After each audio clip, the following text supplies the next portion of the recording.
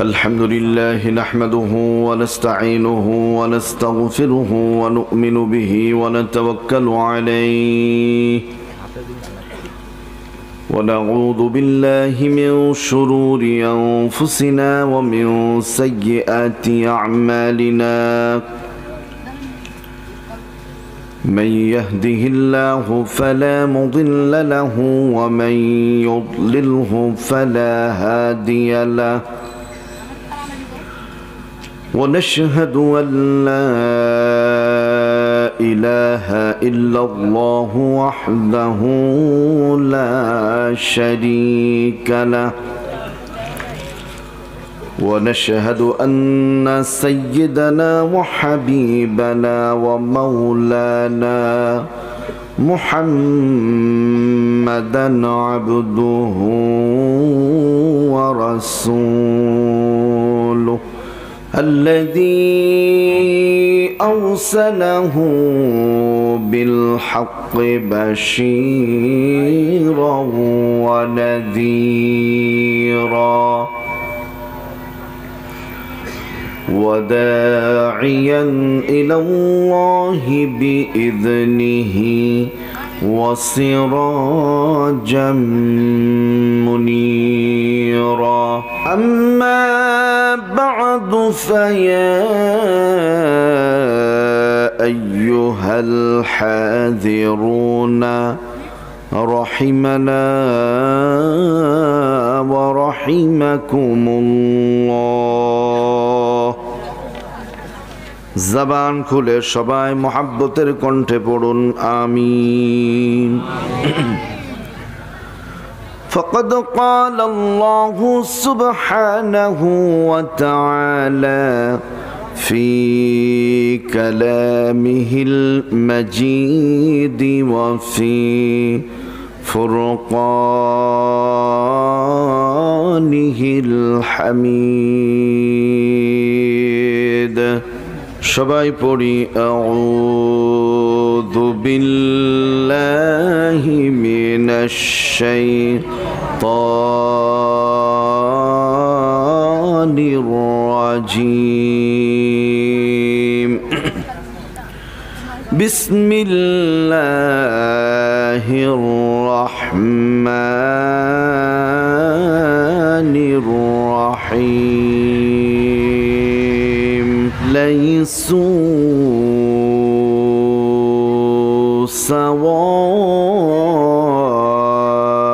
سواء من أهل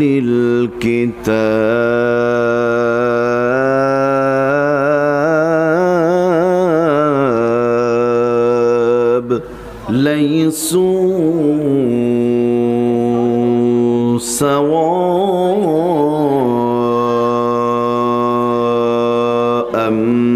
من أهل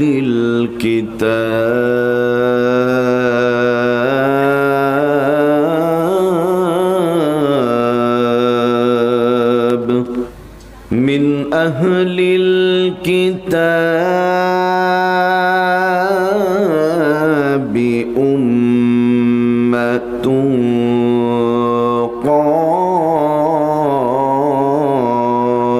قائمة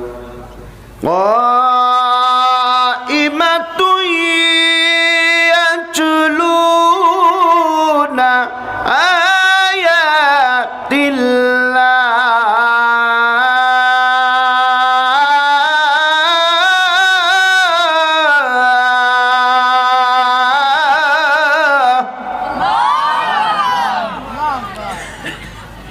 يتلون آيات الله آناء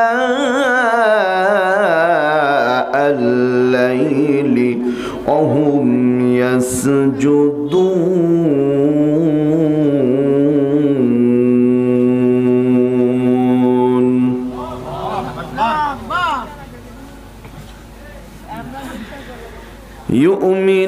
يؤمنون بالله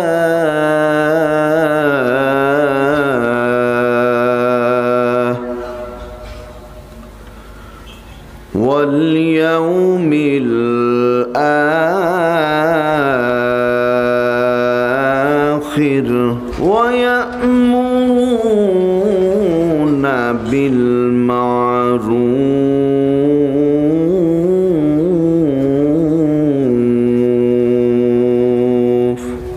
يؤمنون بالله واليوم الآخر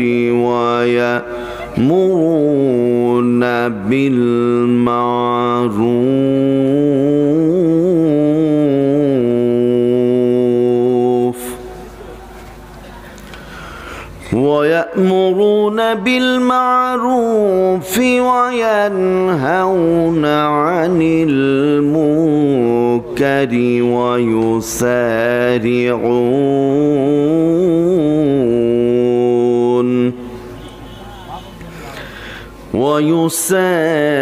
ويسارعون في الخيرات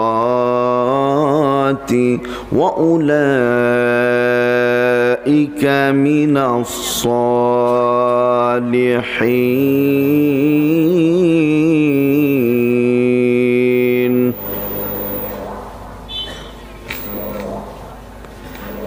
آمنت بالله صدق الله العلي العظيم وصدق رسوله النبي الحبيب الكريم ونحن على ذلك من الشاهدين والشاكرين والذاكرين والعاشقين والحمد لله رب العالمين. اللهم صل على محمد وعلى آل محمد كما صليت على إبراهيم وعلى آل إبراهيم إنك حميد مجيد. اللهم بارك على محمد وعلى آل محمد كما باركت على إبراهيم وعلى آل إبراهيم إنك حميد مجيد. আলহামদুলিল্লাহ, সকলে পড়ি আলহামদুলিল্লাহ।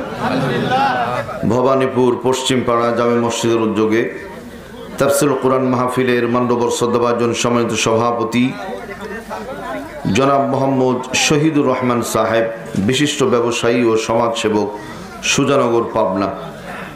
আজকে মাহফিল পরিচালনায় হাফেজ মাওলানা মোহাম্মদ আশিকুর রহমান সাহেব, পরিচালক সুরের প্রতিভা শিল্পী গোষ্ঠী, পাবনা, খতিব পত্র জামে মসজিদ।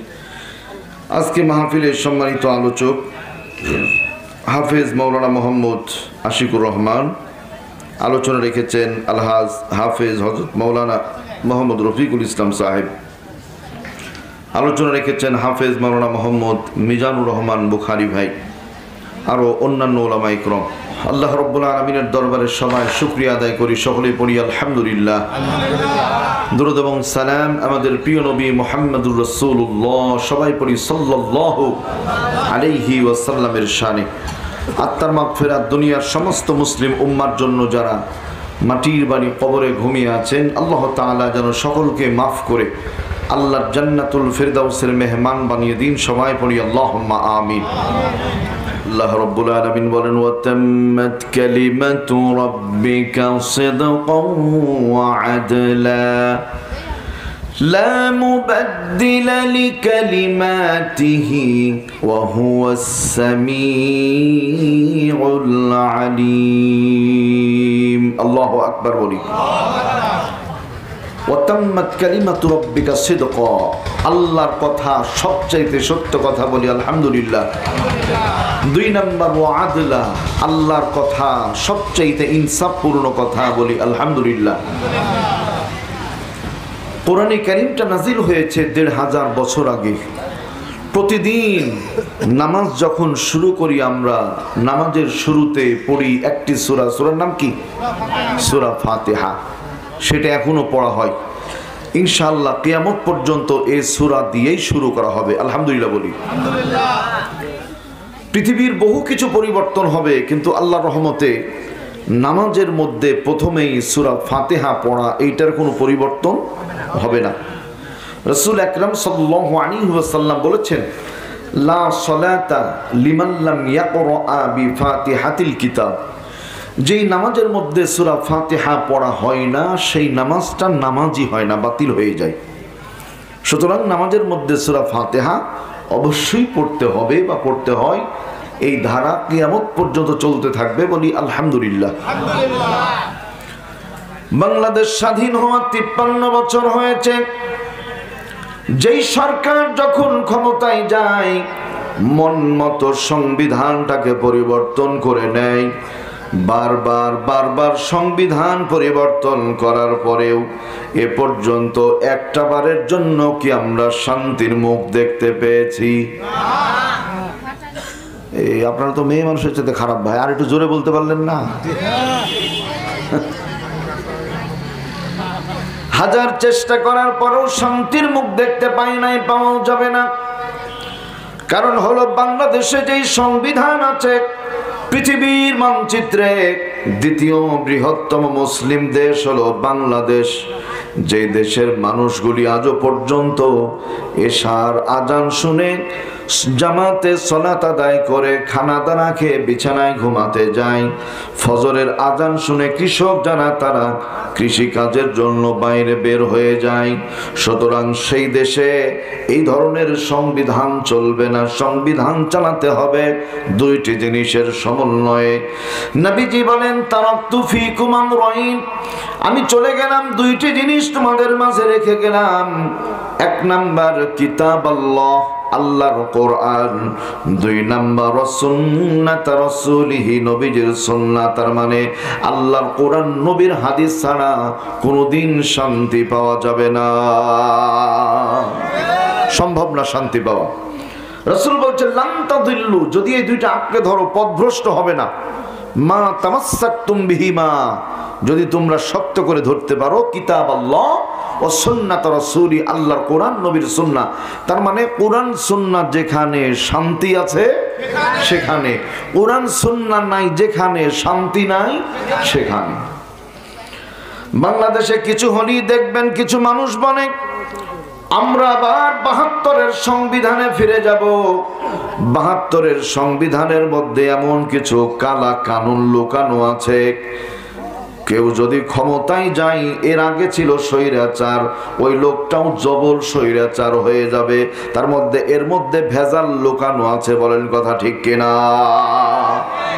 সোনার ভাইয়ের আমার, এই জন্য সহজ ব্যাখ্যা হলো আল্লাহ রাব্বুল আলামিন বলেন ওয়াতাম্মাত কালিমাতু রাব্বিকা সিদকা, আল্লাহর কথা সবচাইতে সত্য কথা। এই জন্য সংবিধানে আল্লাহর কথা দরকার আছে না নাই? দুই নাম্বার ওয়াদলা, আল্লাহর কথা ইনসাফ পূর্ণ কথা। মানুষের কথার মাঝে ইনসাফ নাই, বেইনসাফি লুকিয়ে আছে। অধিকাংশ ক্ষেত্রে কিছু মানুষ বাদে আর অধিকাংশ মানুষই দেখবেন বেইনসাফি করে। আমার আল্লাহর মাঝে পূর্ণাঙ্গ ইনসাফ আছে না না? দীর্ঘ 17 বছর পরে লুৎফুজ্জামান বাবর ভাই আজকে মুক্তি পেয়েছে। রাজনৈতিক হয়রানি, আহা সম্মানিত ভাইয়েরা আমার দরদিরা, এই জন্য আল্লাহ রাব্বুল আলামিন বলছেন লা মুবাদদিলা লিকালিমাতিহি ওয়া হুয়াস সামিউল আলীম।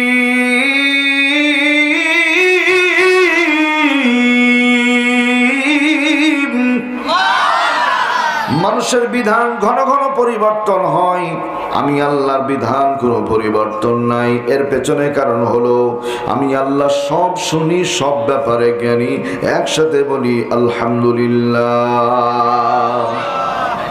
তাহলে এক নাম্বার, বাংলাদেশের সংবিধান কোরআন হাদিস দিয়ে বানাতে হবে, রাজি আছি না নাই?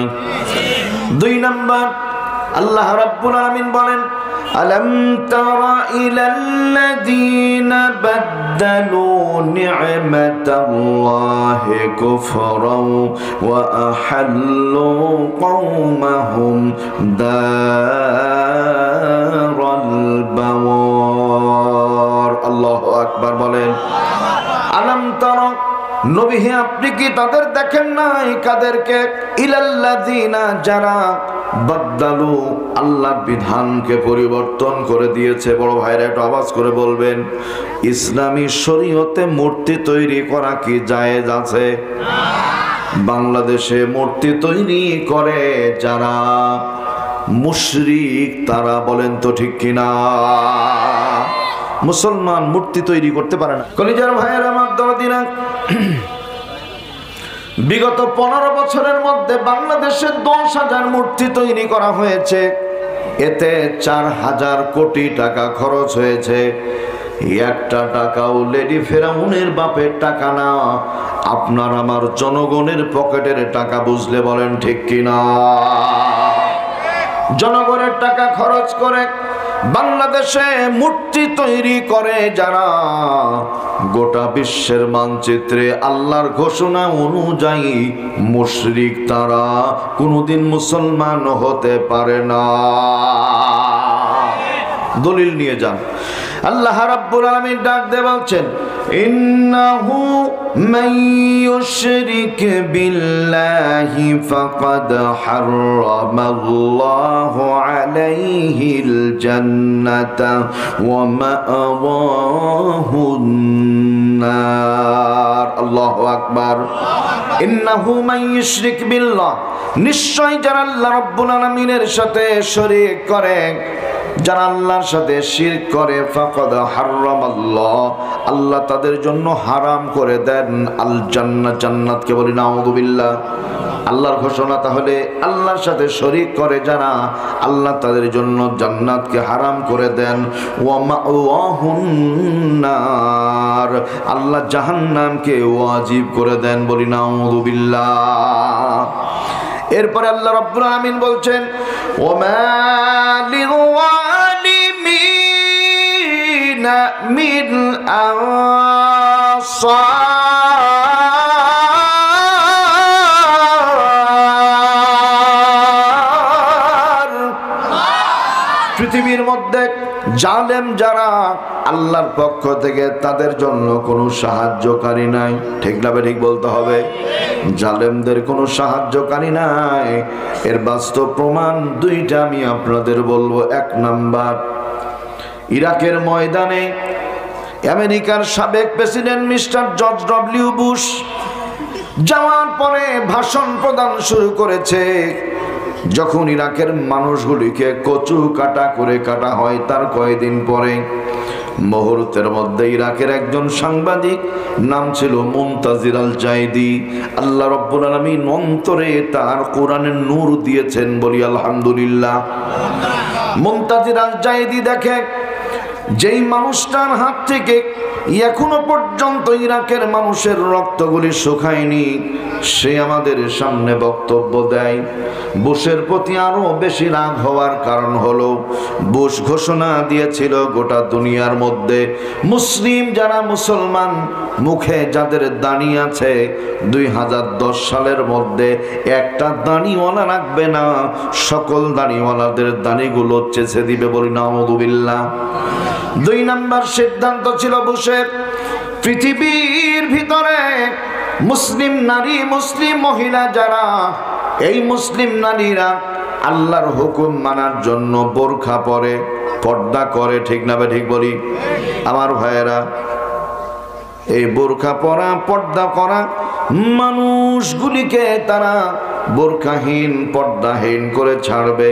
বাজানরে বলেন তো, পর্দা করা হুকুমটা কার? আল্লাহ। এই দুইটা বিধান যখন নিষেধ করা হলো, ইরাকের মানুষগুলিকে মারার পরে ইন দ্য মিন টাইম মুনতাজির আল জাইদি দেখে জালেম ভাষণ দেয়। 2 পা থেকে 2টা জুতা খোলা নিয়ে ডান পায়ের জুতাটা ডান গালে ছুঁড়ে মারলো আর বলল, ইরাকে যত পুরুষ হত্যা করেছ, পুরুষদের পক্ষ থেকে তোমার ডান গালে জুতার বাড়ি, ডান পায়েরটা। এবার বাম পা থেকে জুতা খুলে নিয়ে বাম পায়ের জুতা ছুঁড়ে মারলো বাম গালে আর বলল, ইরাকে যত নারী হত্যা করেছ, এই মহিলাদের পক্ষ থেকে তোমার বাম গালে বাম পায়ের জুতাটা। আল্লাহ রাব্বুল আলামিন জর্জ ডব্লিউ বুশকে যখন ক্ষমতা থেকে বিদায় করেছেন, মুনতাজির আল জাইদির হাতে আল্লাহ জুতা পিটা করে বিদায় করেছেন। ঈমান থাকলে কথা বলেন তো ঠিক কিনা? এই একটা জালেম গেল। 2 নাম্বার জালেমের কথা বলবো, মানুষদের প্রতি জুলুম নির্যাতন করতে করতে এত বেশি জুলুম নির্যাতন করেছে, পক্ষের লোকগুলিও যেন বিপক্ষে চলে গেল। হঠাৎ করে নির্দেশ হয়ে গেল আল্লাহর পক্ষ থেকে, ফোন দেয়, বলছে সময় ৪৫ মিনিট। বিদেশ থেকে ফোন দেয়, তাও বলে ৪৫ মিনিট।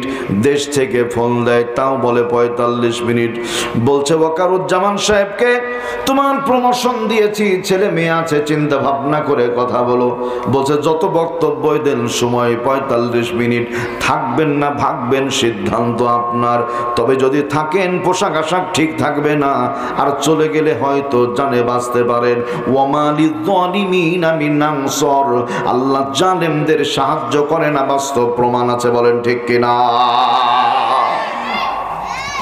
কলিজার ভাইয়েরা আমার দরদিনা, তাহলে এখন বাংলার মানচিত্রে ১০,০০০ মূর্তি তৈরি করেছে যারা, যে ব্যক্তির মূর্তিগুলো তৈরি করা হয়েছে কোরআন হাদিসের মানদণ্ড অনুযায়ী, ওই লোকটার কবরে বর্তমানে আযাব হচ্ছে। যারা তৈরি করেছে এরা যদি মূর্তিগুলো ভেঙে তওবা না পড়ে মুশরিক হয়ে মারা যাবে। মক্কা মদিনার ইমাম দিয়েও যদি জানাজা পড়ানো হয় আল্লাহর রহমত হবে না, জান্নাত পাবে না। মুসলমান মূর্তিতে বিশ্বাস করি না।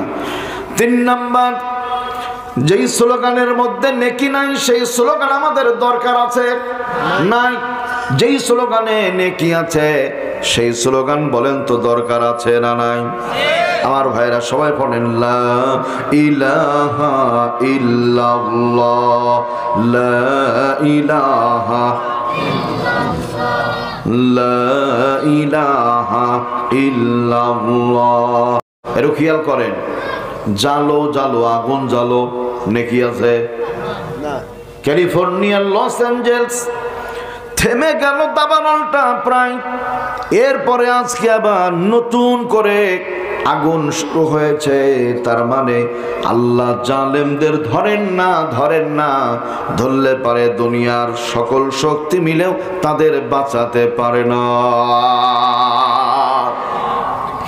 ক্যালিফোর্নিয়ার লস অ্যাঞ্জেলসের ওইখানে কোটি কোটি মিলিয়ন ট্রিলিয়ন ডলারের মালিক যারা, বিশাল বিশাল উঁচু বিল্ডিং এর মালিক যারা, যাদের স্বামী স্ত্রীর কোনো ঠিক না, এক কথায় অবৈধ জীবন যাপন করে, সমাজের মধ্যে সমকামিতা তৈরি করে, জিনা ব্যভিচারের যারা উৎপাদন করে, আল্লাহ পাক এতই বেশি অসন্তুষ্ট হয়েছেন, কোটি কোটি টাকা তৈরি করা ডলারের যে বাণীগুলো ছিল সব বাণীগুলি বশীভূত হয়ে গেছে, পুড়ে ছারখার হয়ে গেছে। এক সময় ছিল কোটিপতি, এখন রাস্তার ফকির। তার মানে আমার আল্লাহর কাছে সবই সহজ, বলি ঠিক কিনা? তাহলে ভাইয়েরা আমার, জালো জালো নেকি নাই, গড় গড় নেকি নাই, বাংলাদেশ জিন্দাবাদের মধ্যে নেকি নাই। আওয়াজ করে বলবেন জয় বাংলা বললে কি নেকি হয়? বুঝে বললেন তো? তাহলে নেকি না, এখন নেকি আছে কোন জায়গায়? নারায়ে তাকবীর, লিল্লাহে তাকবীর, আল কোরআনের আলো সংসদে জালো, কোরআন হাদিস যেখানে, কোরআন নাই যেখানে, নারায়ে তাকবীর। তাফসীরে মাজহারের লেখক আল্লামা সানাউল্লাহ পানিপতি রাহমাতুল্লাহ আলাইহি বলেন, একবার যদি কেউ আল্লাহু আকবার শব্দ উচ্চারণ করে, এই শব্দের তাওযীম আর সম্মানের কারণে আল্লাহ তাআলা আমলনামায় ৮, ১০, ৮০টা নেকি লিখে দেন। আমার ভাইরা তাহলে খেয়াল করেন, এখানে আমরা যারা আছি আল্লাহু আকবার বলতে বলতে যদি মারা যায়, ওয়াদখুলি জান্নাতি, জান্নাত দিবেন কে? আল্লাহ। এই জন্য না না না, জীবনের শেষ বাক্য লা ইলাহা ইল্লাল্লাহ হওয়ার দরকার, অন্য শব্দ দিয়ে জান্নাত পাওয়া যাবে না।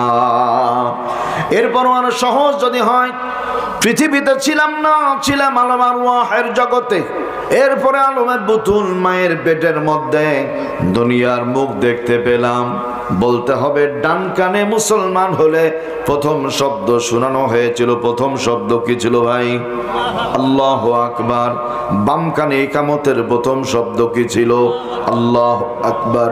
মসজিদের মাইকে মুয়াজ্জিন সাহেব আযান দেয়, জোরে বলেন আল্লাহু আকবার।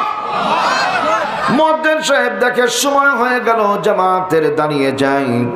দাঁড়িয়ে কাতার সোজা করুন, সামনের কাতার পূরণ করুন, মোবাইল ফোন থাকলে বন্ধ রাখুন। তারপরে কি বলে? আল্লাহু আকবার। মুয়াজ্জিন সাহেবের ইকামত শেষ হয়ে গেল, ইমাম সাহেব নামাজ শুরু করবেন। প্রথম শব্দ কি? আল্লাহু আকবার। সালাম ফেরানো হয়ে গেল, আল্লাহু আকবার। দোস্ত, জানাজার নামাজ যখন শুরু হয় প্রথম শব্দ কি? আল্লাহু আকবার। তার মানে আপনার আমার জীবনে মরণে সব জায়গা আল্লাহু আকবার। সুতরাং লিল্লাহে তাকবীর, আল্লাহু আকবারের স্লোগানকে কোন দলীয় স্লোগান মনে করে যারা, ইহুদি খ্রিস্টানদের পাঁচাটা দালাল তারা। এজন্য সাবধান সোনার ভাইয়েরা আমার দরদিনা। তাহলে সহজ ব্যাখ্যাটা হলো আল্লাহু আকবার দিয়ে জীবন, আল্লাহু আকবার দিয়ে মরণ। আল্লাহু আকবার আমাদের কলিজার শব্দ, এইটা কোনো রাজনৈতিক শব্দ নয়। আওয়াজ করে বলেন ঠিক কিনা? আর রাজনৈতিক শব্দ হলে কি অসুবিধা আছে? না। হাঁসের মধ্যে সবচাইতে বড় হাঁস যেটা, ওইটার নাম কি হাঁস? বাস, উত্তর হয়ে গেছে। রাস্তার মধ্যে বড় রাস্তা, বড় পথ যেটা, ওইটার নাম কি পথ? রাজপথ। আমার ভাইয়েরা, মানুষের মধ্যে ধনী যিনি, তাকে তো রাজা বলা হয়। সুতরাং গোটা পৃথিবীর মধ্যে কালামুল মুলুকি মুলুকিল কালাম, রাজার কথা, কথার রাজা, যেই জিনিসটার নাম বলা হয়েছে মুলুকিল কালাম। আওয়াজ করে বলতে হবে এটার নাম কি? কোরআন। সুতরাং কোরআনে কারীম রাজার কথা, কথার রাজা। মুসলমান যদি জীবনে জান্নাত পেতে হয়, আমার আল্লাহর কোরআন ছাড়া ভিন্ন কোনো রাস্তা না। এখন পরবর্তী পয়েন্টটা খেয়াল করেন, কষ্ট হয়। পরবর্তী পয়েন্টটা বড় মারাত্মক। দুনিয়ার মধ্যে দল হবে দুইটা, যদি না ঘুমান বলেন দল কয়টা? বড় ভাই, দলের কথা কোরআনে আছে না নাই? আছে। উম্মাতুন মানে দল, কওমুন মানে দল, হিজবুন মানে দল। বলি মারহাবা। এক নাম্বার দল হলো উলাইকা হিজবুল্লাহ, আল্লাহর দল। আলা ইন্না হিজবাল্লাহি হুমুল মুফলিহুন, আল্লাহর দলের মানুষ যারা সফল কাম তারা। বলি মারহাবা। দুই নাম্বার উলাইকা হিজবুশ শাইতান, শয়তানের দল। আলা ইন্না হিজবাশ শাইতানি হুমুল খাসিরুন, শয়তানের দলের মানুষ যারা ক্ষতিগ্রস্ত তারা। আর্টিফিশিয়াল বক্তব্য না, বাস্তব প্রমাণটা শুনে যান ভালো করে। ঢাকা বিশ্ববিদ্যালয়ের শিক্ষক, নাম হলো হুমায়ুন নাজাদ, নিজের গ্রন্থের মধ্যে লিখেছিল সমকামিতাকে যারা প্রমোট করেছে বাংলাদেশে, সে তার বইয়ের মধ্যে লিখেছিল রাস্তায় একটা কুকুর আর কুকুরনি যেমন নিজের প্রয়োজন পূরণ করে, মানুষ যদি চাই তারাও এমনটি করতে পারে। নাউযুবিল্লাহ বলেন। একটা বললাম, বাকিগুলো বললাম না। ও ভাইরা আমার, এই লোকটা মারা গেল। ইন্তেকালের পরে জানাজাকে পড়াবে ঢাকা বিশ্ববিদ্যালয় কেন্দ্রীয় মসজিদের ইমাম সাহেব। আল্লাহর বান্দার বাণী ছিল ধান নদী খাল এই তিনে। বরিশালের লোক, বড় জ্ঞানী মানুষ ছিলেন। হঠাৎ করে ছুটি নিয়ে চলে যায়। এবার 5টা মোটরসাইকেলে 7 জন মাস্তান এসেছে। মুয়াজ্জিন সাহেব মসজিদের তালা খুলে পেছন দিক থেকে ঘিরে ধরলো। মুয়াজ্জিন সাহেব, ইমাম সাহেব কোথায়? বলছে আমি জানি না। মোবাইল নাম্বারটা দেন। মোবাইল নাম্বার নিয়ে কল দেয়। বলছে হুজুর আপনি কোথায়? আল্লাহর বান্দা বলে মুই যে কোথায় মোর আল্লাহ ভালো জানে। হুঙ্কার মেরে বলেন মারহাবা। মুয়াজ্জিন সাহেবকে জোর করে ধরে নিয়ে চলে গেল। যাবার পরে সামনে লাশ, পেছনে মুয়াজ্জিন সাহেব, তার পেছনে মাস্তানগুলি দাঁড়িয়ে আছে। এবার ভালো করে কণ্ঠ শুনেন। হুজুর জানাজা পড়ান। বিগত সময় আমরা দেখেছি বাংলাদেশের মানচিত্রে মালখোর ছিল যারা, মোটা গলায় কথা বলতো তারা। মজ্জের সে বুঝতে বাকি নাই, অবস্থা খারাপ। বলছে আমি এক্সট্রিমলি সরি, অত্যন্ত দুঃখিত, আমি আর এমন ভুল করব না, এইবারের মতো ক্ষমা করে দেন। মজ্জের সাহেব যখন সরি বলেছে, ওলামা একরম বিদায় হয়ে চলে যায়। ইন দ্য মিন টাইম মজ্জের সাহেব ডাক দেয়, আলেম উলামা যারা যাবেন না তারা একটু কথা শুনে যান, কাছে আসেন। কাছে যেমনি চলে আসলো, বলছে কি হয়েছে? বলছে আমাকে জোর করে ধরে নিয়ে চলে গেল, সামনে লাশ, পিছনে আমি, তার পিছনে মাস্তানগুলি দাঁড়িয়ে। মুহূর্তের মধ্যে পেছন থেকে আওয়াজ দিল, জানাজাটা পড়িয়ে দেন। আমি সুন্নাত তরিকাতি জানাজা পড়িয়ে দিয়েছি, আল্লাহ রহমতে কোনো অসুবিধা হয়নি। এখন ভালো করে যেটা বলার জন্য আপনাদের ডাকলাম, স্মরণ হচ্ছে সবই ঠিক ছিল, আল্লাহর রহমতে ওযু ছিল না। এই ভাই এখানকার সাউন্ডটা একটু বাড়ায় দেন। সোনার ভাইয়েরা আমার দরদিনা, তাহলে এখন আমরা বিচার করি, বলেন তো হুমায়ুন আজাদ সফল না ব্যর্থ? ব্যর্থ। শয়তানের দলের লোক যারা ব্যর্থ, তারা এর চাইতে বাস্তব প্রমাণ আর কিছু হতে পারে না। আল্লাহর দলের লোকের কথা শুনেন। বিশ্ববন্দিত মুফাসসির কোরআন আল্লামা দেলাওয়ার হুসাইন সাইদি রাহিমাহুল্লাহু তাআলা জেলখানার ভিতরে বন্দী। প্রস্তাব দেওয়া হয়েছিল দুইটা, সাইদি সাহেব আপনি সৌদি আরব চলে যান। 1 নম্বর প্রস্তাব। 2 নম্বর প্রস্তাব, ওই দিকে থেকেন না, আমাদের সঙ্গে চলে আসেন, মন্ত্রিত্ব দিয়ে দিব। আল্লাহর গোলাম অকপটে বলেছিলেন, আল্লাহ মোদের প্রভু, রাসূল মোদের নেতা, আল্লাহ ছাড়া কারো কাছে নুয়াই না কো মাথা। তার মানে কোনো বাতিলের কাছে মাথা নত হবে না, মুসলমানের মাথা নত হবে কার কাছে? সম্মানিত ভাইরা আমার দরদিনা, সাইদি সাহেবকে বের করা হলো, হাসপাতালে ভর্তি করা হলো।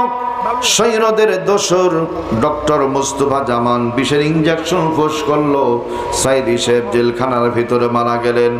হাজার বাধা বিপত্তির পরেও শুধু বাংলাদেশে নয়, গোটা দুনিয়ার মধ্যে কোটি কোটি মানুষ জানাজা অংশগ্রহণ করেছে, আমি নিজেও জানাজা পড়েছি। তার মানে আল্লাহ রব্বুল আলামিনের পক্ষের মানুষ যারা, পৃথিবীর মানুষের কাছ থেকে দোয়া পেয়ে বিদায় নেয় তারা।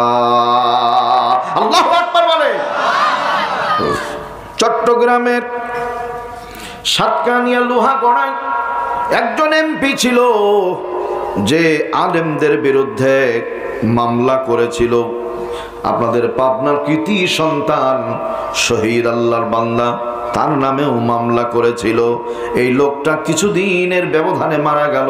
এই দেশ নতুন করে স্বাধীন হওয়ার পরে ফেসবুকে দেখেছেন আপনারা, মানুষ মারা গেলে আমরা পড়ি ইন্না লিল্লাহ, কিন্তু ওই শয়তান মারা যাওয়ার পরে সবাই পড়েছে আলহামদুলিল্লাহ।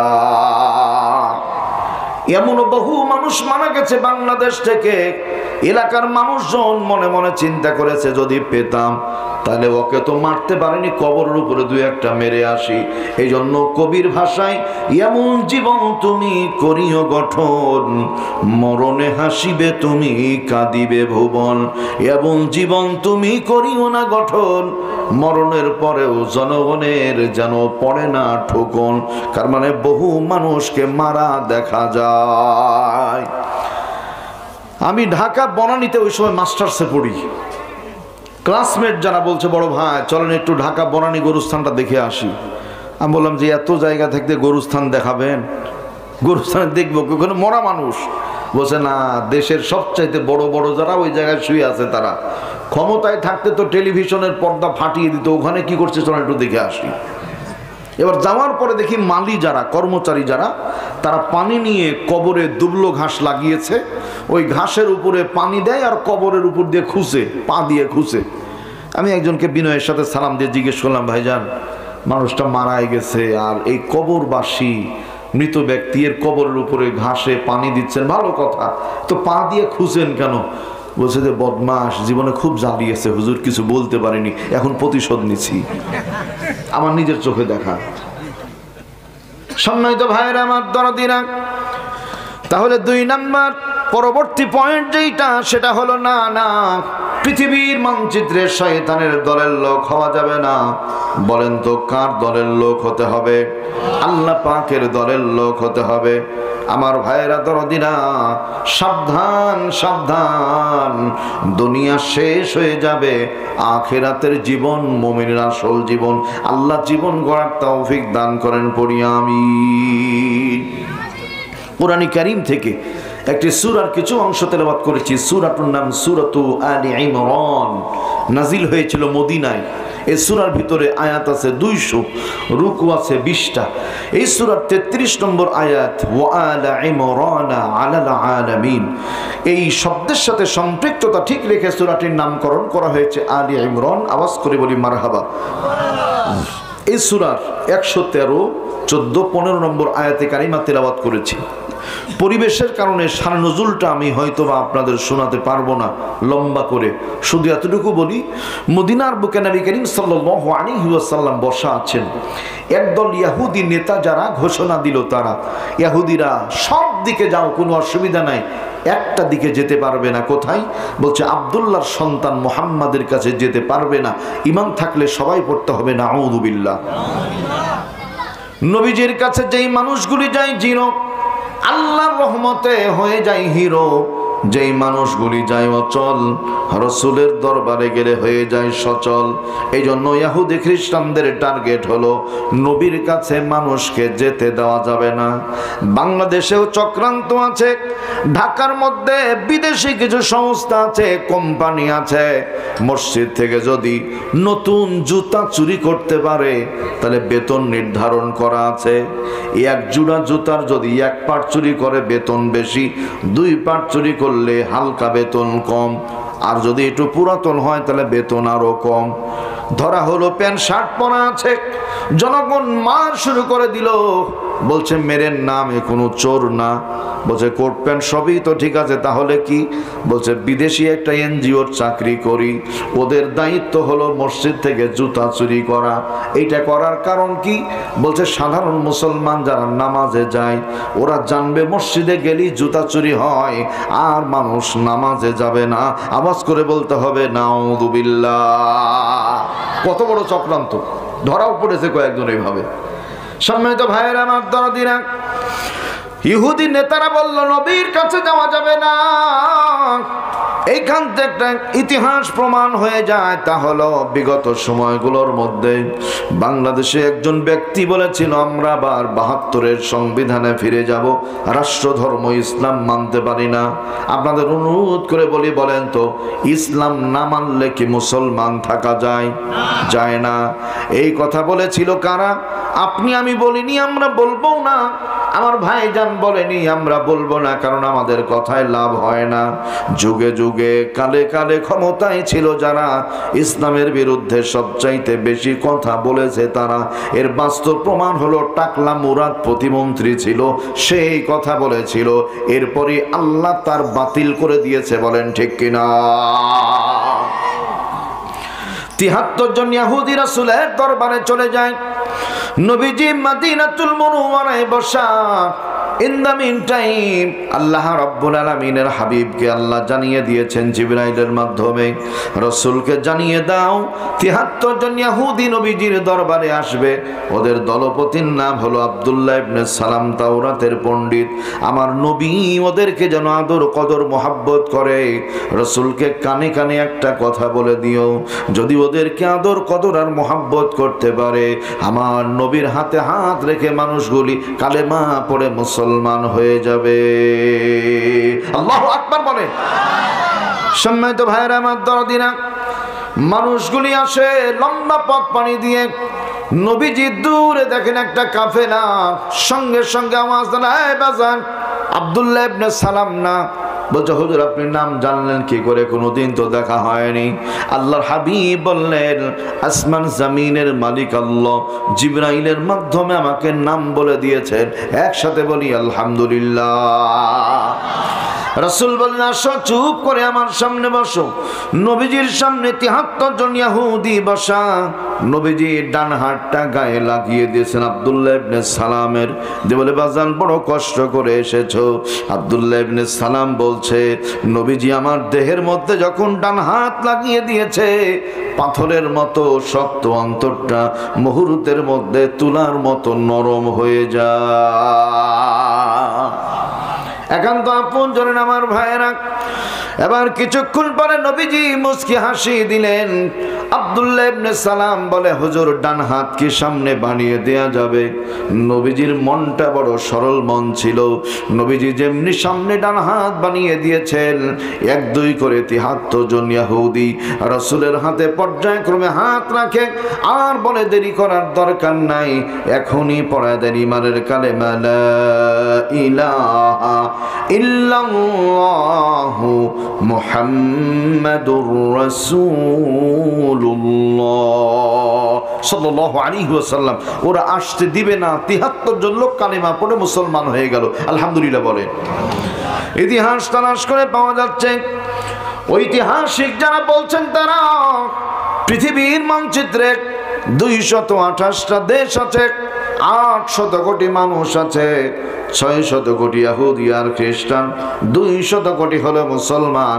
এর মধ্যে প্রতি ২৪ ঘন্টায় সারা দুনিয়া ব্যাপী ৪৫০ থেকে ৫০০ ইহুদি খ্রিস্টান আল্লাহর নবীর কালেমা পড়ে পড়ে মুসলমান হয়ে যায়। ঐতিহাসিক যারা বলছেন তারা ইনশাআল্লাহ আগামী কয়েক বছরের মধ্যে দুনিয়া ব্যাপী একমাত্র ধর্ম হবে ইসলাম, থাকবে শুধু মুসলমান, ভিন্ন ধর্মের মানুষ আর থাকবে না। পাবনা সুজানগরের ভাইরা, মনে প্রশ্ন হতে পারে, তাহলে কি মানুষকে মেরে পিটে মুসলমান বানানো হবে? না না না, ওরা আল্লাহর কোরআন পড়বে, নবীর হাদিস পড়বে, নিজ দায়িত্বে নবীর চরিত্র দেখে কালেমা পড়ে পড়ে মুসলমান হয়ে যাবে। আল্লাহু আকবার বলেন। সোনার ভাইয়ের আমার দরদির এখানেই শেষ নয়। ২০১৯ সালে, করোনার আগের বছর ২০১৯ সালে নিউজিল্যান্ডে তারিখটা ছিল ১৫ই মার্চ। মুসলিম উম্মাহ যারা জোহরের নামাজে আল্লাহু আকবার জামাতে দাঁড়িয়ে গেছে, নিউজিল্যান্ডের ইহুদি আর খ্রিস্টানগুলি মুসলমানদের পাখির মতো গুলি করে করে হত্যা করে ফেলল। ৪৯ জন মুসলমান আল্লাহর ঘরে শাহাদাত বরণ করলেন, ৪৯ জন মুসলমান শহীদ হয়ে গেলেন। পরের দিন পত্রিকায় খবর চলে আসলো, ওই নিউজিল্যান্ডে ৩৫০ ইহুদি আর খ্রিস্টান নবীর কালেমা পড়ে মুহূর্তেই মুসলমান হয়ে গেল। আল্লাহু আকবার বলি। আমার ভাইয়েরা দরদিরা, তার মানে যুগে যুগে কালে কালে এমন অবস্থা শুরু হয়েছে।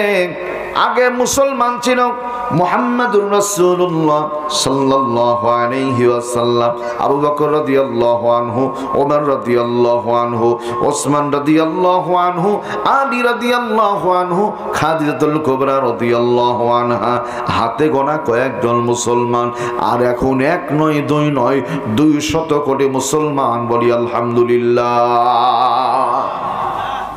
রসুলের কাছে কালেমা পড়ার পরে লোকগুলি বলছে, হুজুর অনুমতি দিয়ে দেন, এখন বাড়ির দিকে চলে যায়। রসুল বলেন, যাবে যাও, বি কেয়ারফুল, সাবধান। কেন? বলছে কালেমা পড়ে যারা ইমানের পরীক্ষার সম্মুখীন হয় তারা। সুবহানাল্লাহ বলেন। আস্তে আস্তে যায় যায়, এই জায়গা পার হওয়ার পরে দুবুলিয়া, তারাবাড়িয়া, এরপরে হাজিরহাট, তারপরে হলো মেরিল রোড, এরপরে গাছপাড়া, মালিগাছা, রূপপুর পার হয়ে আস্তে আস্তে যখন সামনের দিকে এগিয়ে যায়, ইহুদি খ্রিস্টানদের নেতৃস্থানীয় ব্যক্তি যারা দাঁড়িয়েছিল তারা দেখে ফেললো। দেখার পরে ডাক দেয়, ও আব্দুল্লাহ ইবনে সালাম, কোথায় গিয়েছিলা? লোকগুলি ডাক দিয়ে বলে নবীজির দরবারে গিয়েছিলাম, এই নিষেধ করেছি তারপরও কেন গেলা? বলছে এতদিন যায়নি, নিষেধ করার কারণেই মনের মধ্যে আগ্রহ বেড়েছে, একটাবার নবীকে দেখে আসি। দেখতে গেলে ভালো কথা, কোনো ব্যাপার হয়েছে? বলছে হ্যাঁ, নবীর কাছে যাওয়ার পরে নবীজির নূরানি মায়াবী অপরূপ সুশ্রী সুদর্শন চেহারা দেখার পরে মনের মধ্যে এত বেশি ভালো লাগলো, মনের অজান্তে হাত বানিয়ে দিয়ে নবীর হাতে হাত রেখে কালেমা পড়ে মুসলমান হয়ে গেলাম। আল্লাহু আকবার বলে। এবার ডাক দিয়ে বলছে শোনো, কালেমা পড়ে নিয়েছো? বলে হ্যাঁ। এই কালেমা পড়েছো মানে কপালটাকে পুড়িয়ে দিয়েছো? বলে নাউযুবিল্লাহ। এই বড় ভাইরা, কালেমা পড়লে কপাল পুড়ে না, বরং কালেমার বিরোধিতা করে যারা, টাকলা মুরাদের মতো কপাল পোড়া তারা। এই আয়াতের তাফসীর করতে গিয়ে তাফসীরে কাবীরের লেখক ইমাম রাজি রাহমাতুল্লাহ আলাইহি তিনি বলছেন, পৃথিবীর মানচিত্রে নবীর উম্মত হব যারা, তাদের বৈশিষ্ট্য হবে 8টা। বিশ্ববিদ্যালয়ে ভর্তি হওয়ার জন্য ফর্ম পূরণ করতে হয়, নবীর উম্মত হওয়ার জন্য ফর্ম পূরণ করতে হয়। নবীর উম্মত হওয়ার ফর্ম হলো লা ইলাহা ইল্লাল্লাহ মুহাম্মাদুর রাসূলুল্লাহ, আল্লাহ ছাড়া কেউ নাই, কারো বিধান মানি না, মুহাম্মদ সাল্লাল্লাহু আলাইহি ওয়াসাল্লাম আল্লাহর বান্দা এবং রাসূল। একসাথে বলি আলহামদুলিল্লাহ। নবীর উম্মতের 8টা বৈশিষ্ট্য, আজকে আমরা 2টা বলবো ইনশাআল্লাহ। 1 নাম্বার, উম্মাতুন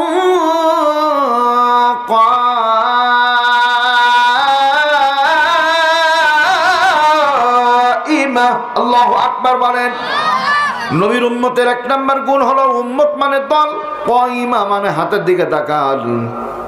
এই যে এটা হলো মুসলমান, মুসলমানের উপরে যদি বাংলাদেশের আসমানটা ভেঙে পড়ে যায়, জমিন যদি নিচ থেকে উপরের দিকে উঠে, মুসলমান যদি চ্যাপটা লেগে যায় এভাবে, এরপরেও স্লোগান পরিবর্তন হবে না, বলা যাবে না জান বাঁচানো ফরজ।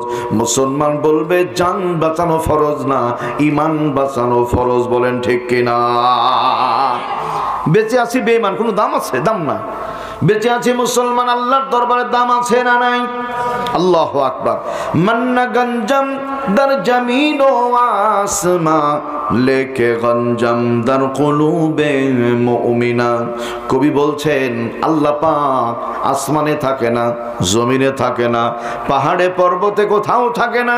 জিজ্ঞেস করা হয়েছে রব্বুল আলামিন আপনি থাকেন কোথায়? আল্লাহ জবাব দেন দার কুলুবে মুমিনা, আমি আল্লাহ মুমিনের অন্তরের মধ্যে থাকি। বলেন আলহামদুলিল্লাহ। দরদিরা আমার, তাহলে উম্মাতুল কাইমা শব্দের ব্যাখ্যাটা বোঝার জন্য এই যে একটা ছোট গাছ দেখা যায়, এই গাছটা 5 জন লোক যদি একসাথে ধাক্কা দিয়ে গাছ কি পড়বে ভাই? 5 জন লোক কিছুই হবে না গাছের। তাহলে একটা গাছকে ধাক্কা দিয়ে যদি ফেলা না যায়, ঢাকার সাভারে কয়েক বছর আগে একটা বিল্ডিং ধসে পড়ে গিয়েছিল। যুবক ভাইরা বলেন নাম কি? রানা প্লাজা। ওই সময় রানা প্লাজা পড়ার পরে ওই সময়ের দায়িত্বশীল যিনি বলেছিলেন, তিনি বছর জামাতের লোকজন ধাক্কা দিয়ে ফেলে দিয়েছে।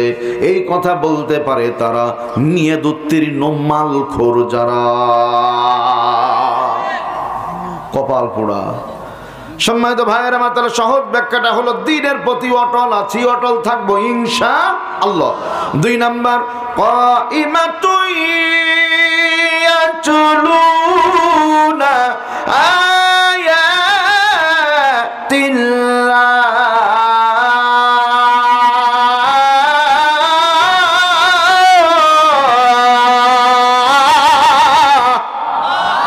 নবীর উম্মতের 2 নাম্বার গুণ হলো ইয়াতুলুন আয়াতিল্লাহ, আল্লাহর কালাম তেলাওয়াত করা, তার মানে কোরআন পড়া, কোরআনের অর্থ পড়া, কোরআনের হুকুমগুলি জানা। আল্লাহর কোরআন দিয়ে সমাজ গড়ার দরকার আছে না না? মক্কা এবং মদিনায় 2টা বিধান চালু আছে, আমি আরেকটা বেশি বলি 3টা বিধান চালু আছে। 1 নাম্বার হলো চুরি করলে হাত কেটে দাও। 2 নাম্বার, জেনা ব্যভিচার করলে ধরা পড়লে সঙ্গে সার করো, রজম মেরে হত্যা করে ফেলো। 3 নাম্বার, রাস্তায় চলার সময় ডান দিক দিয়ে চলা, আলহামদুলিল্লাহ বলেন। এই তিনটি বিধান চালু থাকার কারণে মক্কা মদিনার মধ্যে প্রকাশ্যে ব্যভিচার হয় না। কোটি কোটি রিয়াল নিয়ে ঘুরে, আমিও গিয়েছিলাম, আল্লাহ নিয়েছিলেন 14 সালে। এখানে আমার রিয়াল ছিল প্রায় 36,000 রিয়াল। আল্লাহু আকবার। একটা মানুষও সামনে এসে বলে না হুজুর দিয়ে যাও। তার মানে হাত কাটার বিধান থাকার কারণে জেনা হয় না, চুরি হয় না। আর ডান দিক দিয়ে চলা সুন্নাত, এই সুন্নাত পালনের কারণে আল্লাহর রহমতে বিশেষ একটা অ্যাক্সিডেন্টও হয় না। আওয়াজ করে বলি আলহামদুলিল্লাহ। এই জন্য বাংলাদেশে আমার ভাইয়েরা খুব ভালো করে বুঝেন, আল্লাহ যদি চান তাহলে ইনশাআল্লাহ আগামী কালকে আমরা এখানে বসবো, মিটিং করব, সিদ্ধান্ত নিব একটা। খুব ভালো করে বুঝবেন, সিদ্ধান্তটা হলো এই মসজিদে আশিক ভাই জুমা পড়া। বুখারী মুসলিমের হাদিস বলছে, আমার কথা নয়। রাসূল বলছেন ক্বালা লা ইউফলিহা কওমু ওয়ালাউ আমরুহুম ইমরাতুন, রাওয়াহু মুত্তাফাকুন আলাইহি। বুখারী মুসলিমের হাদিস। রাসূল বলছেন ওই জাতি কোনোদিন কল্যাণ লাভ করতে পারবে না, সফলতার চূড়ান্ত শিখরে যেতে পারবে না, যে জাতির নেতৃত্ব দানকারী নেতা হবে মহিলা। রাসূলের হাদিস, কথা বলেন তো সত্য না মিথ্যা? মহাসত্য। আলহামদুলিল্লাহ বলেন। আমার ভাইরা তালি আতলুনা আয়াতিল্লাহ, আমার টার্গেট আলাদা, খেয়াল করেন। মা গো আমি পড়বো না আর হাট্টিমা টিম টিম, মাদ্রাসাতে পড়বো গিয়ে আলিফ লাম আর মিম। আলহামদুলিল্লাহ বলেন। মা গো আমি পড়বো না আর হাট্টিমা টিম টিম, মাদ্রাসাতে পড়বো গিয়ে আলিফ লাম আর মিম। কেন? যার সিনাতে আছে কোরআন, নাইকো তাহার ডর, কোরআন ছাড়া হৃদয়খানি শয়তানেরই ঘর। একটা ছেলে আলেম হলে লাগবে রে তোর মরণ কালে, জান কবুজের কালে তুমি পাইবে রে আসান। একটা ছেলেও আলেম হলে বানাও মুসলমান। রাজি আছি না নাই? সবাই বলি ইনশাআল্লাহ। আমার ভাইরা এখন হাট্টিমা টিম টিম আর আলিফ লাম মিমের ফলাফলটা শোনাবো না, দেখে নেন। হাট্টিমা টিম টিম পড়ে যারা বাবা মাকে বৃদ্ধাশ্রমে রেখে আসে তারা ঠিক নামে ঠিক বলেন। হাট্টিমা টিম টিম পড়ে যারা ঢাকার পিচ্চি হান্নান কালা জাহাঙ্গীরের মতো মাস্তান হয় তারা। হাট্টিমা টিম টিম পড়ে যারা ডক্টর জাফর ইকবাল, মুচাড়ু, মুনতাসির মামুন আর শাহরিয়ার কবিরের মতো মুরগি চোর হয় তারা। হাট্টিমা টিম টিম পড়ে যারা টাকলা মুরাদের মতো বেঈমান হয় তারা। হাট্টিমা টিম টিম পড়ে যারা ঐশীর মতো বাবা মাকে জবাই করে হত্যা করে তারা। আলিফ লাম মিম পড়ে যারা ডক্টর মিজানুর রহমান আজহারি, মুফতি আমির হামজার মতো হয় তারা। এই জন্য হাট্টিমা টিম চলবে না, আলিফ লাম মিম দরকার আছে না নাই? সকালবেলায় যদি ঠান্ডা ভাত, কড়কড়া ভাত, রাজশাহীর ভাষা হলো কড়কড়া, এই ঠান্ডা ভাত কাঁচা পেঁয়াজ, কাঁচা মরিচ, সরিষার তেল আর লবণ দিয়ে মাখিয়ে খাওয়া হয়। সারাদিন কুরমা পোলাও যতই খায় না কারো ঢেকুর উঠবে কিসের? ওই সকালবেলার ওইটারই ঢেকুর দিবে। ওস্তাদ আমি কিন্তু আছি, টেনশনের কারণ নাই। কাজে সন্তানের জীবন যদি আলিফ লাম মিম দিয়ে শুরু হয়, ডাক্তার, ইঞ্জিনিয়ার, লয়ার যাই হোক না কেন আল্লাহর বিধানের বাইরে যেতে পারবে না। আল্লাহ যেন সেইটাই তৌফিক দান করে, আল্লাহুম্মা আমিন বলি। সোনার ভাইয়েরা আমার দরদিনা, আল্লাহ রাব্বুল আলামিনের কোরআনে কারীম এত মজার। আফগানিস্তানে খেয়াল করেন 18 বছর পর্যন্ত লড়াই সংগ্রাম চলে। আল্লাহ মুসলমানদের গলায় বিজয়ের মালা পরিয়ে দিয়েছেন। আলহামদুলিল্লাহ বলেন। এই আফগানের মধ্যে মাদ্রাসার একটা ছেলে ছুটি হয়েছে, বিছানার মধ্যে ঘুমিয়ে আছে। রাত্রি গভীর, হঠাৎ করে শব্দ কানে ভেসে আসলো, আসসালাতু খায়রুম মিনান নাওম। আব্দুল্লাহ নামের একটা ছেলে বিছানা থেকে উঠে গেল, সুন্নাত তরিকায় ওযু বানিয়ে নিল। এবার জায়নামাজটা নিয়ে মসজিদের দিকে চলে যায়। মসজিদে গিয়ে নামাজ পড়ার পরে আল্লাহর বান্দা ফজরের পরে বাতাস খাওয়ার জন্য বাইরে বের হয়ে যায়। ইন দ্য মিন টাইম রাশিয়ার সৈন্যগুলি তাবু গেড়েছিল, ঘাঁটি গেড়েছিল।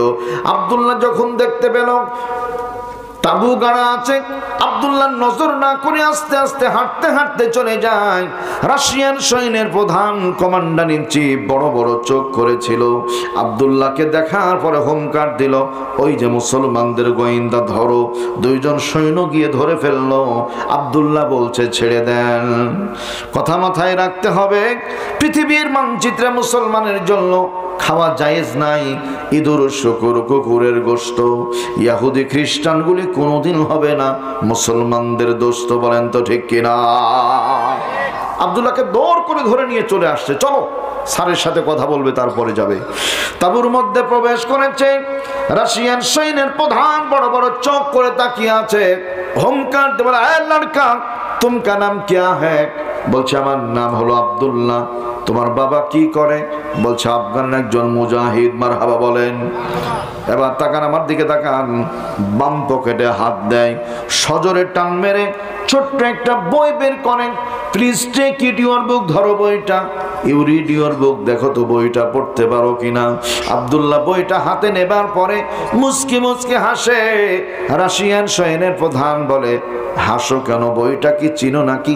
আব্দুল্লাহ বলে, বই শুধু চিনি না, 1 নয় 2 নয় 30 পারায় কোরআনে কারিমটা আল্লাহ আমার সিনার মধ্যে মুখস্থ করিয়ে কোরআনের হাফেজ বানিয়ে দিয়েছেন। আল্লাহু আকবার বলে। আব্দুল্লাহ তোমাকে আমার দরকার, নজর করে দেখো কি দেখা যায়। স্যার ট্যাঙ্ক, বুলডোজার, কামানগুলি দেখা যায়। কি করেন এগুলো দিয়ে? বলছে মুসলমানদের পাখির মতো গুলি করে করে হত্যা করে। ও ভাইয়ের আমার, লস অ্যাঞ্জেলস এমনি তো পড়বে না ক্যালিফোর্নিয়ার। ওই যে মুসলমানগুলি সিরিয়ার মধ্যে এমন নির্যাতন করে, ছোট একটা বাচ্চা যখন তাকে মেরে ফেলা হয় তার আগে বলছিল, ইসরায়েলের মানুষগুলি, আমেরিকার মানুষগুলি, শোনো শোনো শোনো, তোমরা তো আমার উপর জুলুম নির্যাতন করছো, আমি কিন্তু আমার আল্লাহকে সব কথা বলে দিব। আল্লাহু আকবার বলেন। আল্লাহ শুনে নিয়েছেন। আজকে জ্বলে পুড়ে ছারখার কোনো প্রযুক্তি আর কাজে লাগে না। দরদিন আমার ভাইরা, আব্দুল্লাহ আল্লাহর গোলাম যখন শুনতে পেল ট্যাঙ্ক কামান মুসলমানদের মারা হয়, রাশিয়ান সৈন্যের প্রধান বলে 12টা ট্যাঙ্ক আছে। সারা জীবন শুনে আসছি মুসলমানদের কোরআনে কারিমের মধ্যে ওই আল্লাহ নাকি বিশাল ক্ষমতা লুকিয়ে আছে। কোরআনে কারিম থেকে যে কোনো আয়াত পড়ে অথবা সূরা পড়ে 12টা ট্যাঙ্ক যদি বাস্ট করতে পারো, বুকের সঙ্গে জড়িয়ে ধরে প্রোটোকল দিয়ে নিরাপত্তা দিয়ে বাড়ি পর্যন্ত পৌঁছে দিব। আর যদি ট্যাঙ্কগুলি বাস্ট করতে না পারো, কণ্ঠনালী চিপে ধরে হত্যা করে ফেলবো। তোমার কোরআনের পৃষ্ঠাগুলি ছিঁড়ে ছিঁড়ে সম্মান করব। নবীর আশিক যারা বলতে হবে নাউযু বিল্লাহ। প্রাণ পাখি উড়ে যাবে পিঞ্জর ছেড়ে,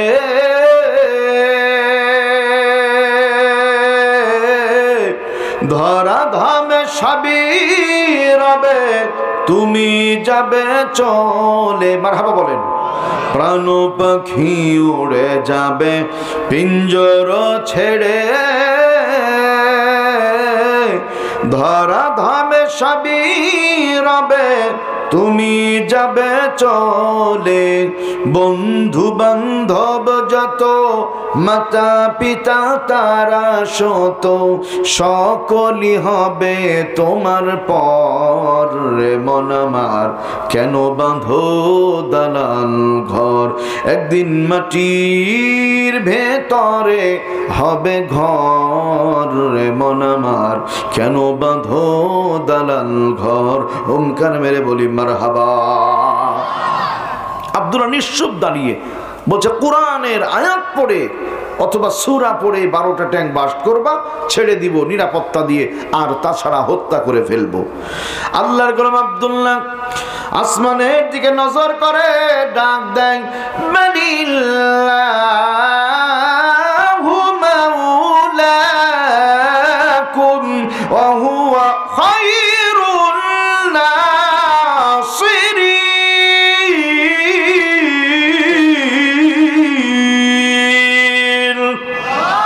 বরং তিনি তোমাদের মালিক, তিনি তোমাদের মাওলা, আল্লাহ উত্তম সাহায্যকারী। আসমান জমিনের মালিক আল্লাহ। আন্নাল কুওয়াতা লিল্লাহি জামিআ ইন্নাল ইজ্জাতা লিল্লাহি জামিআ ইন্নাল্লাহা আলা কুল্লি শাইইন কাদির। আল্লাহ সকল ক্ষমতা তোমার কাছে জমা, সকল ইজ্জত সম্মান তোমার কাছে জমা, আর প্রতিটা জিনিসের উপরে তুমি ক্ষমতাবান। আল্লাহ কোরআনে কারীম থেকে যে ক্ষমতা ওরা দেখতে চায়, আল্লাহ তুমি তোমার কোরআনের ক্ষমতা এদের দেখিয়ে দাও। আব্দুল্লাহ কোরআনে কারীম থেকে কোন আয়াত কোন সূরা পড়লো, 12টা ট্যাঙ্ক বাস্ট হলো নাকি আব্দুল্লাহ নিজে মারা গেল, বাজান দরকার আছে না নাই জানার? সম্মানিত ভাইয়েরা আমার, পৃথিবীর মানচিত্রে 3টা জিনিস আমার 3টা। 1 নাম্বার ইল্লা মা আকালতা ফাফনাইতা। রাসূল বলছেন যে এটা খেয়ে গেলাস এইটা আমার, বড় যেটা খায় ওইটা আমার, এটা অন্য কারো না। আমার খাবার কি আপনাদের পেটে যাবে? তাহলে সহজ বিষয়, যেটা খেয়ে গেলাম, রাসূল বলছেন ইল্লা মা আকালতা, আকালতা মানে খাওয়া, ফাফনাইতা এটা তোমার, আউলা বিস্তা ফাবলাইতা। এই যে তাকান, এই ঘড়ি, আংটি, পাঞ্জাবি, যত কিছু আছে দেহের মধ্যে, আউলা বিস্তা ফাবলাইতা এটা আমার। রাসূল বলছেন যেটা ব্যবহার করে ছিঁড়ে ফেললা এইটা তোমার। 3 নাম্বার আউতা সাদাকাতা ফামযাইতা, আল্লাহর রাস্তায় যেটা দান করে গেলা এটা তোমার, এর বাইরে আমার কিছুই না। স্ত্রী সন্তানদের জন্য যতটুকু, যতখানি না, যতটুকু দরকার ততটুকু রেখে আল্লাহর রাস্তায় দান করে দিই। বেশি থাকলে সন্তান যদি ধর্মীয় জ্ঞান না থাকে, টাকাগুলি মিসইউজ করবে, খারাপ পথে ব্যয় করবে। বরং এই জন্য আল্লাহর রাস্তায় দান করে যায়। দান করিলে মাল কমে না, নেকির পাল্লা হয় ভারী। এই দুনিয়ায় দান করিলে আমার আল্লাহ জান্নাতে বানান ঘরবাড়ি।